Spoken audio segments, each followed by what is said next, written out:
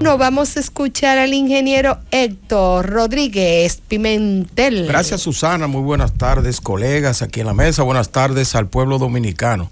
Hace un momentito iniciamos con este tema de la inflación y realmente es el tema de actualidad en este momento. El presidente de la República ayer convocó una rueda de prensa con el ministro de Agricultura para dar cierta explicación sobre este proceso inflacionario que está viviendo la República Dominicana y que está viviendo el mundo. Yo diría que la inflación es en este momento la nueva pandemia global. Ya estamos padeciendo en menor cuantía ahora el asunto del COVID, pero la secuela de la crisis del COVID es indiscutiblemente la inflación. La inflación está afectando ahora a todo el globo terráqueo, a todos los países, están al garete. Por ejemplo, en América Latina, el promedio porcentual de la inflación es de 9.3%. Ese es el promedio de Latinoamérica, ¿verdad? Unos tienen una más baja, otros tienen más alto, como el caso, por ejemplo, de Argentina y Argentina, básicamente, y Venezuela. Argentina y Venezuela, que son los dos países que más... Venezuela tiene una inflación de un 400 y pico por ciento, y a veces llega a 1000%.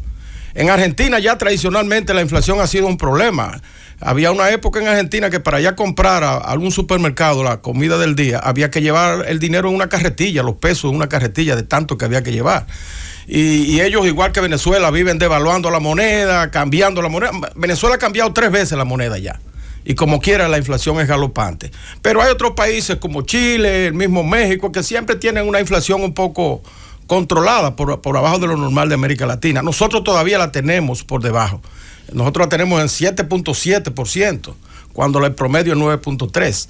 De manera que yo diría que la inflación en la República Dominicana es preocupante, pero no es crítica todavía. Es preocupante, naturalmente, porque, como señalábamos, la inflación afecta a todo el mundo, afecta al pobre más que a todo el mundo. Es el enemigo silencioso del consumidor. Porque usted va con 100 pesos hoy al supermercado o al colmado y compra comida para un día, pero puede ser que mañana usted vaya con los mismos 100 pesos y le dé solamente para mediodía. Entonces es un enemigo que lo va corroyendo poco a poco, y en estos países el ingreso nunca va a la par con ese proceso inflacionario. Entonces eso empobrece a la gente y es peligroso. También es peligroso para el propio gobierno, porque no hay cosa que gaste más la popularidad de un gobierno que la inflación, cuando los precios suben. Y fíjense ustedes, cuando se habla de un 7.7% de inflación, se está hablando de la canasta básica, que es el cálculo que hace el Banco Central. Pero los servicios, señores, que consume la clase media han subido más de ahí. Hay servicios que se han duplicado en esta época. Usted va, por ejemplo, a comprar un televisor que antes le costaba 20,000 pesos y ahora le cuesta 25, 30. Entonces son artículos que lo que consume la clase media, pero que lo afectan.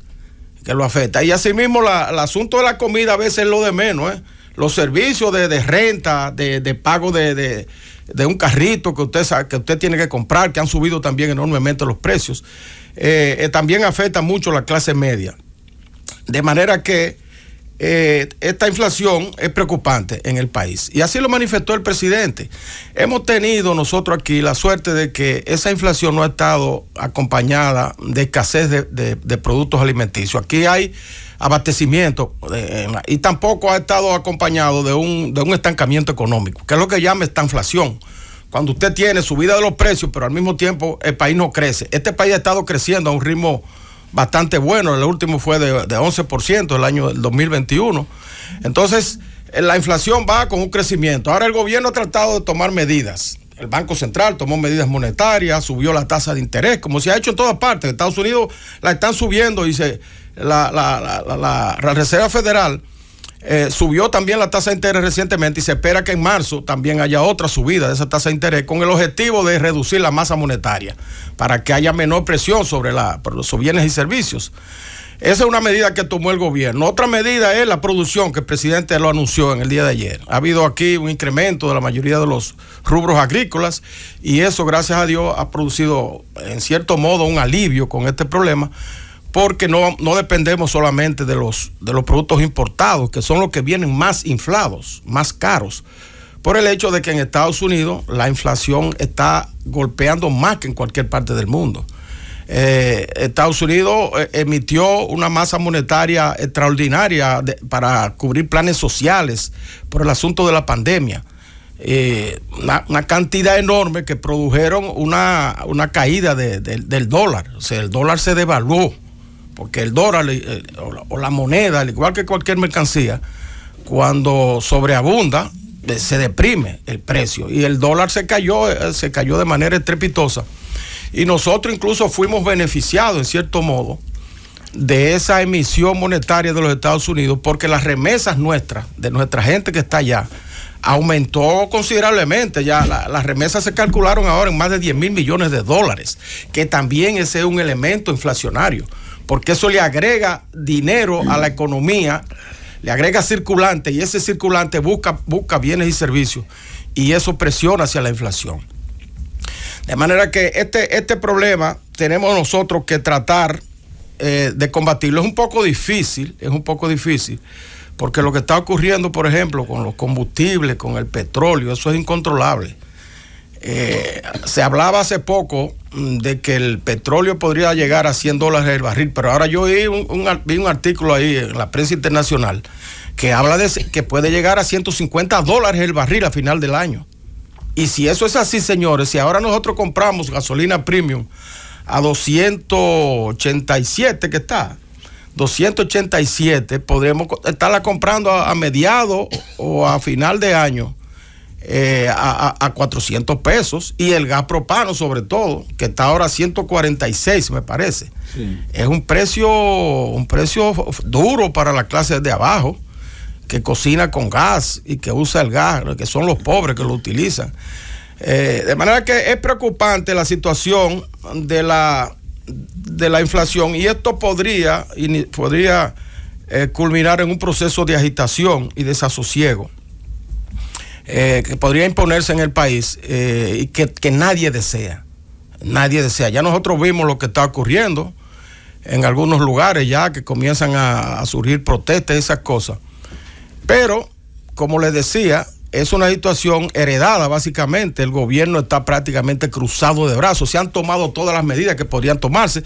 Yo pienso que todavía se puede hacer quizá un poquito más de esfuerzo en la producción de alimentos, que por ahí es donde nosotros podemos cortar, producir una abundancia de los alimentos básicos, a ver si por lo menos la canasta básica y el plato del día se mantienen a niveles asequibles a las personas pobres. Pero de todas maneras es bueno que se sepa y que se explique claramente lo que está ocurriendo a nivel mundial, porque no es algo exclusivo de la República Dominicana. El gobierno está haciendo un gran esfuerzo en todos los sentidos en este aspecto, pero la situación es preocupante, aunque no es crítica todavía, porque estamos en una inflación por debajo del promedio de Latinoamérica y menos de 2 dígitos, que es cuando la alarma se enciende, cuando pasa de 10% la inflación en un país. Adelante.